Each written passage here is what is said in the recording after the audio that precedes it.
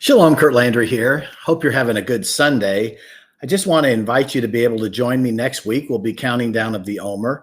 This isn't really like a science, or I'm not getting into any kind of weirdness, but I think it's interesting that as we count down the numbers and we look at the numbers from a Hebraic standpoint, basically it's interesting to see if your life is following those cycles. But it also, the main reason I share it with you is for the focus of it. So this Monday is the 22nd day of counting down of the Omer, this coming Monday, which will be the 18th and of April. And 22 is the Word of God. The 23rd day, Sunday, today, the 22nd day, Sunday, today is the Word of God. And it's interesting that I've allowed this whole day to stay home and spend time in the Word of God. I didn't know that until I was researching this, and I thought, you know what, I need to share with you. Monday, we're going to start, 23rd is grumbling.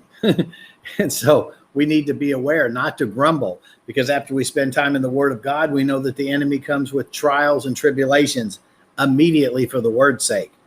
And then we get to Tuesday, the 24th day of the counting down of the Omer, and it deals with priesthood. It deals with holiness. It deals with worship. It deals with our focus on that part of our life as kings and priests. It deals with that priesthood.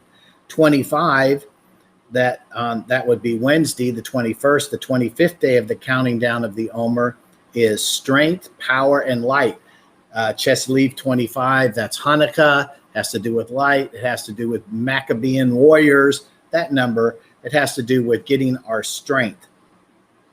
On Thursday, the 22nd, is the 26th day of the counting down of the Omer, and that is the number for Yahweh, which is oneness of the Lord.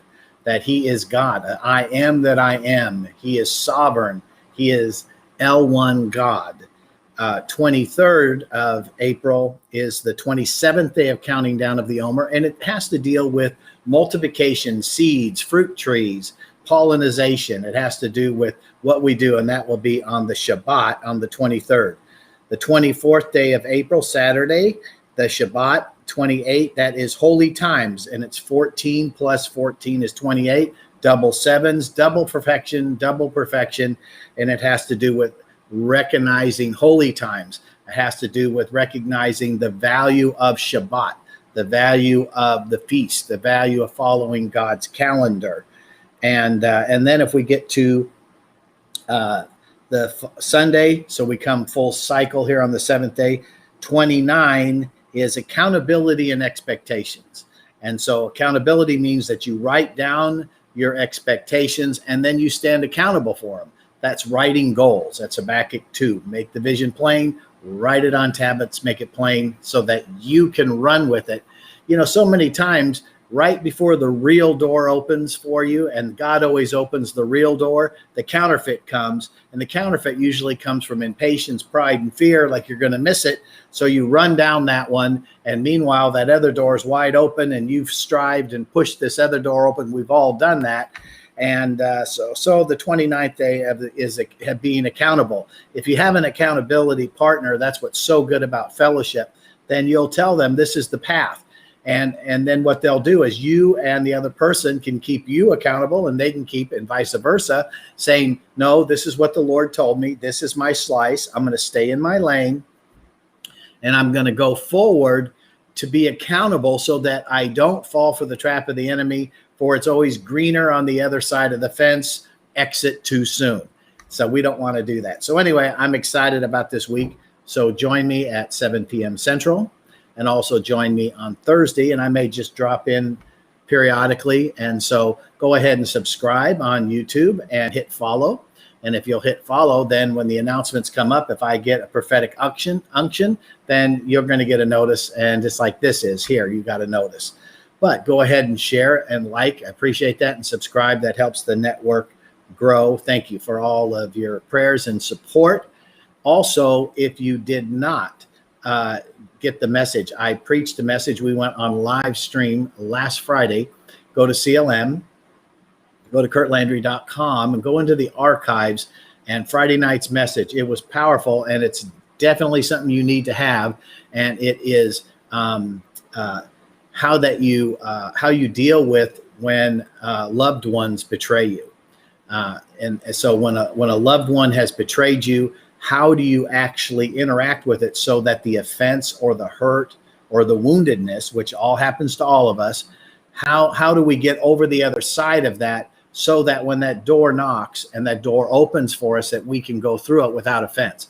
Because offenses and unforgiveness is what holds you back from your beautiful tomorrow. So go back into the archives if you would. And if you like that, please share it as well. I think it's one of the most powerful One New Man messages the Lord's ever allowed me to share. That was from last Friday. That was on the April the 16th. You can find it at curtlandry.com. That was the 20th day of counting down of the Omer. And of course, that number 20 is when Jacob left all the abuse, lying, cheating, stealing from Laban. And so I talk about the generational iniquitous structures that was in Jacob's line, that came from his birthright, and all the way through Yeshua himself washing the feet of his disciples.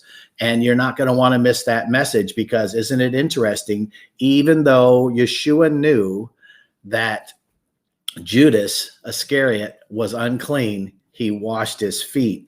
That's the key to getting over betrayal and offense, that even though they've hurt you, he washed their feet. But isn't it interesting, after he washed his feet and he said he was unclean, that Jesus didn't have to bind Judas, didn't have to cast him out. He left. Isn't it interesting that the power of you in your heart to wash somebody's feet, not literally, but in your heart, you bless them, you forgive them, you identify them, but you don't take offense with them, that you don't have to do anything. They just flee. Jesus had to do that because he did not want to leave all the problems that he had with Judas. It wasn't just at the end. The whole time Judas was with him, he was lying, cheating, and stealing. He knew he had an issue. He's getting ready to leave, go sit at the right hand of his Father, and he did not want that multiplying within his family and in his ministry. So how did he do warfare to take him out? He washed his feet. You're not going to want to miss that message. Anyway, God bless you, and shalom. Have a great Sunday.